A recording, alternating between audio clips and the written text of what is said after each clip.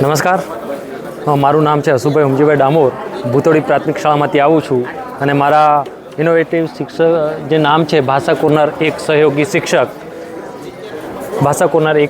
શિક્ષક. મેં આ વખતે ભાષામાં ચારે ભાષાઓ છે ગુજરાતી, અંગ્રેજી, હિન્દી, સંસ્કૃત જે ચારે ભાષાનું વ્યાકરણ લીધું છે, જે બાળકો માટે જે મોટા થઈને પણ ખૂબ જ અગત્યનું છે.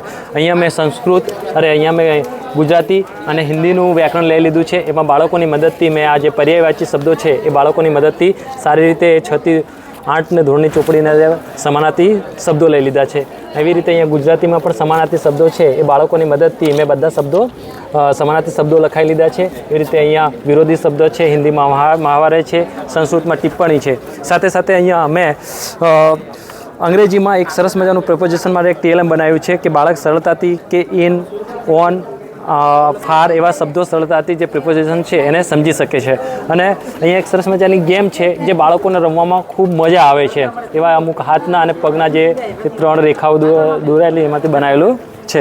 સાથે સાથે અહીંયા અમુક આ અંગ્રેજીના TLM છે. અંગ્રેજીના TLMની મદદથી પણ સારી રીતે આપણે બાળકોને વ્યાકરણ શીખવી શકીએ છીએ.